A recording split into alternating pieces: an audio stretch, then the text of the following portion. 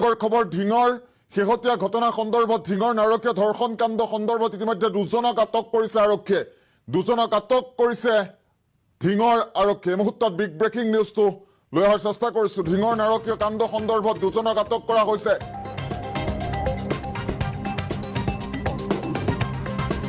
আৰক্ষীৰ জালত পৰিছে জুনাইদুল ইছলাম আৰু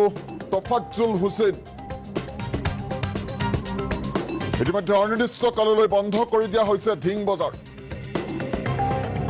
ঢিঙত কালিৰ দিনটোত যিহেতু এক ধৰ্ষণ কাণ্ড সংঘটিত হৈছিল কালি নিশাৰ ভাগত টিউচনৰ পৰা আহি থাকোঁতে তিনি লম্পতে মিলি ধৰ্ষণ কৰিছিল এগৰাকী ছাত্ৰীক দোষীক শাস্তিৰ দাবীৰে ৰাতিপুৱাৰে পৰা ঢিঙত তীব্ৰ প্ৰতিবাদী কাৰ্যসূচীৰ ৰূপায়ণ কৰা হৈছে আছুকে ধৰি বিভিন্ন দল সংগঠনৰ প্ৰতিবাদত উত্তপ্ত হৈ পৰিছে ঢিঙৰ ৰাজপথ আজিৰে পৰা বন্ধ কৰি দিয়া হৈছে ঢিং বজাৰ কেৱল ইমানেই নহয় ঢিঙৰ ৰাজপথত উত্তপ্ত পৰিস্থিতিৰ সৃষ্টি হৈছে বৰ্তমান মুহূৰ্তত আমি পোনে পোনে দৃশ্যাংশ দেখুৱাৰ চেষ্টা কৰিম টিউচন কৰি ঘূৰি আহোঁতেই এগৰাকী ছাত্ৰীক তিনি লম্পতে মিলি দলবদ্ধ ধৰ্ষণ কৰিছিল আৰু আজি ঢিঙত ইয়াৰ পৰিৱেশ ৰাজপথ নিমাওমাও আৰু ঢিং বজাৰৰ সমীপত তীব্ৰ প্ৰতিবাদী কাৰ্যসূচীৰ ৰূপায়ণ কৰিছে বিভিন্ন দল সংগঠনে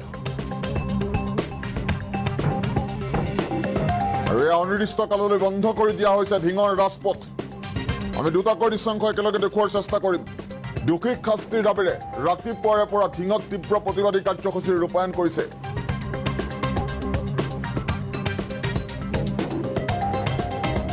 আছুকে ধৰি অল আছাম ষ্টুডেণ্ট ইউনিয়ন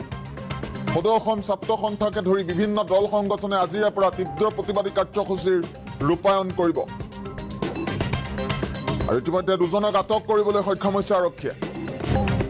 সমগ্ৰ ঘটনা সন্দৰ্ভত স্থানীয় লোকে কিদৰে মত পোষণ কৰে আমি পোনে পোনে ঢিঙলৈ যোৱাৰ চেষ্টা কৰিছো মন্তব্য আহি পৰিছে এই মুহূৰ্তত মন্তব্য শুনাইছো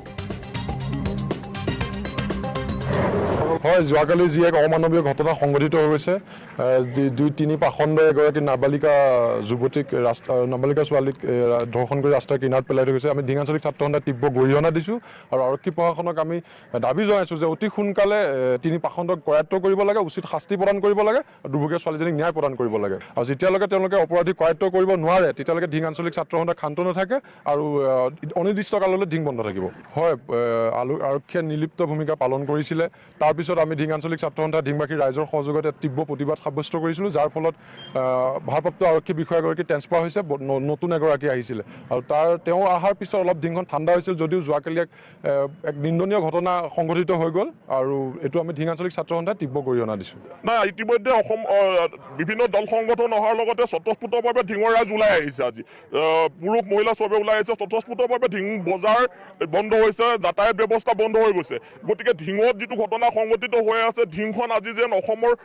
বেলেগ এটা জেগাত থকা নিচিনা আমাৰ অনুভৱ হৈছে গতিকে আমি অকল নিৰাপত্তাহীন হৈছোঁ আমি নিৰাপত্তাহীনতাত ভুগিছোঁ